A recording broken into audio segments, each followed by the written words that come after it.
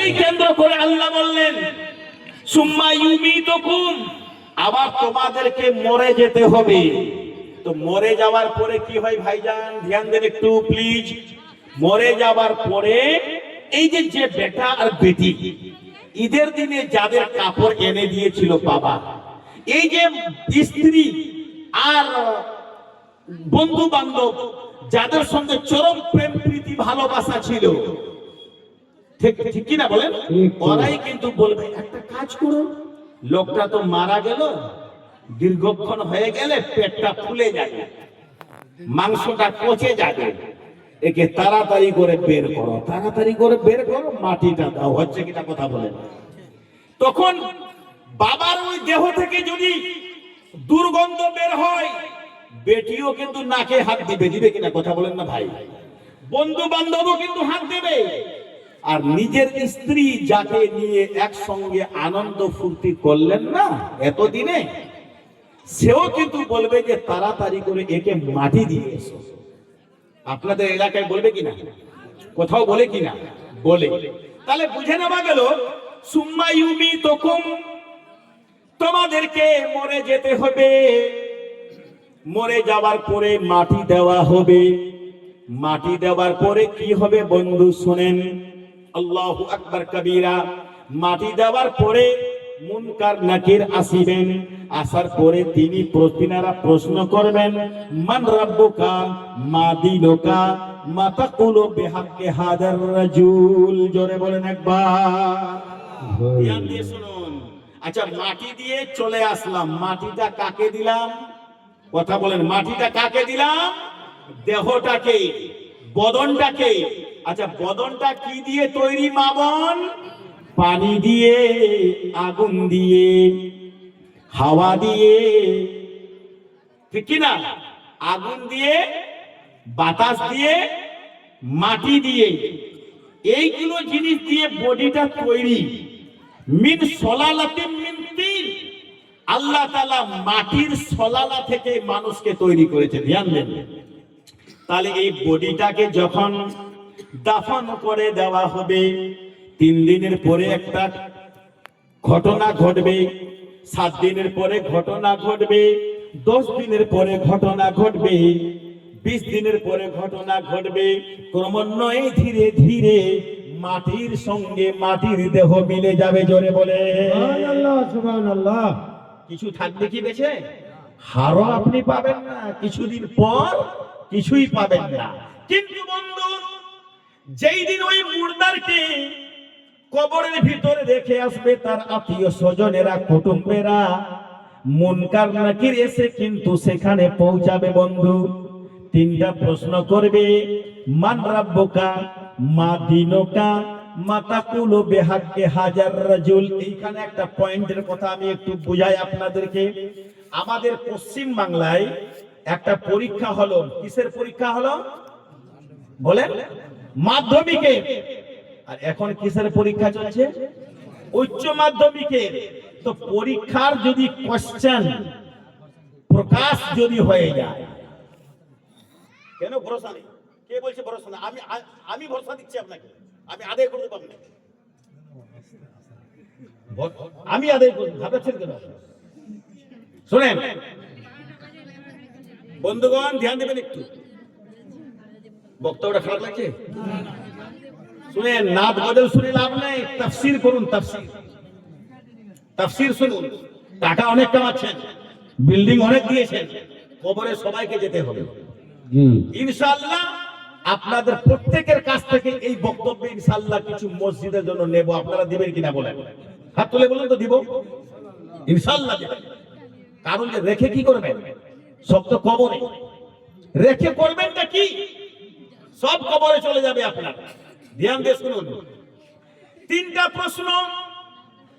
সেই প্রশ্ন আমাদের পশ্চিমবঙ্গের বোর্ডে যেটা তৈরি হয়েছিল, যদি কিনা এই কোশ্চেন গুলো আউট হয়ে যেত, পরীক্ষাটা কি চলতো না বন্ধ হয়ে যেত? কোনটা? নতুন করে প্রশ্ন হতো, আবার পরীক্ষার তারিখ হতো, তারপরেই কিন্তু পরীক্ষাটা হতো। ঠিক কিনা আপনি বলেন? তাহলে পরীক্ষার যে কোশ্চেন এটা গোপন। আর বাচ্চা বাচ্চিরা যেন, শিক্ষার্থীরা যেন পড়াশোনা করে ভালোভাবে যেন পড়ে উত্তরটা যেন দিতে পারে আর ভালো নম্বরে যেন পাস করতে পারে, তারপরে তারা সায়েন্সে যাবে না আর্টসে যাবে, সেটা হয় কিনা কথা বলেন। আল্লাহু সামাদ। আমার নবীজি দয়ার মায়ার নবী আল্লাহ রাব্বুল আলামিনকে বলেন, আল্লাহ আমার উম্মত কমজোর, আমার উম্মত অত্যন্ত কমজোর, রাব্বুল আলামিন তুমি দয়া করে আমার উম্মতের পরীক্ষার কোশ্চেনটাকে আউট করে দাও। কথা বুঝেন? কোশ্চেন গুলো আউট করে দাও। বুঝে নেওয়া গেল কবরের ভিতরে যে কোশ্চেন হবে, মার রাব্বুকা মা দিনুকা মাতাকুলু বিহাক্কি হাজার রাজুল, আমরা ছোটবেলা থেকে শুনে আসছি, এখনো শুনতে পাচ্ছি, আগামী দিনের সকাল পর্যন্ত সবাই জানতে পারবে, ঠিক কিনা আপনি বলুন? যে এই তিনটাই প্রশ্ন হবে। তাহলে বুঝে নেওয়া গেল নবীর সাদকায়, নবীর ওসিলায়, নবীর ওয়াস্তে আল্লাহ তাবারক ওয়া তাআলা এই তিনটা কোশ্চেনকে তিনি গোপন রাখেননি, তিনি আউট করে দিয়েছেন, মানে প্রকাশ করে দিয়েছেন।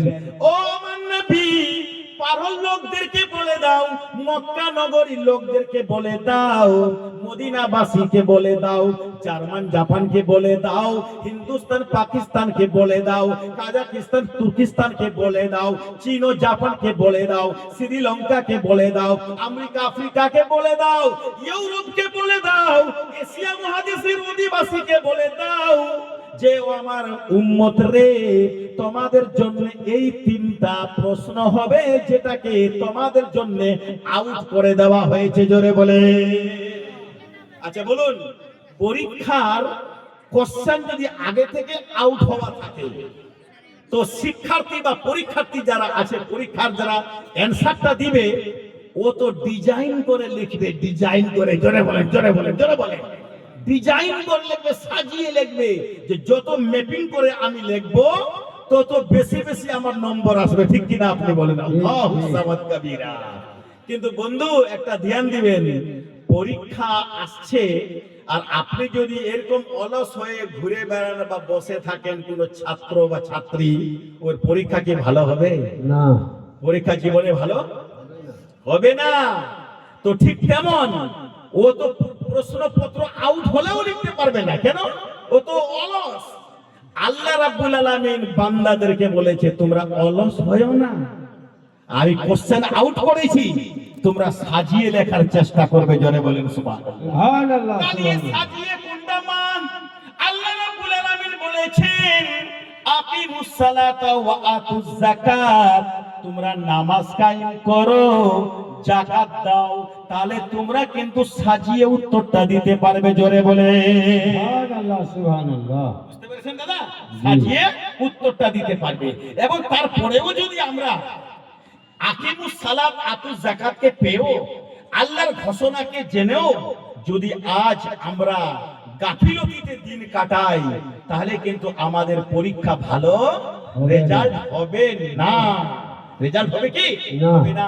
এইবার শুনেন, যেই নবী আমার কোশ্চেন বলে দিলেন, যেই নবী আমার আল্লাহর কাছ থেকে কোশ্চেনটাকে আউট করালেন, যখন মুনকার নাকির বলবেন মান রাব্বুকা, তোমার রবকে, যদি লোকটা নামাজি থাকে, যদি লোকটা আল্লাহকে মানে, যদি রাসূলুল্লাহকে মানে, বলবে যে রাব্বি আল্লাহ, আমার রব আল্লাহ। জোরে বলেন একবার। আর যদি বলেন মা দিনুকা, তোমার ধর্মের নাম কি, বলবে দিনী আল ইসলাম।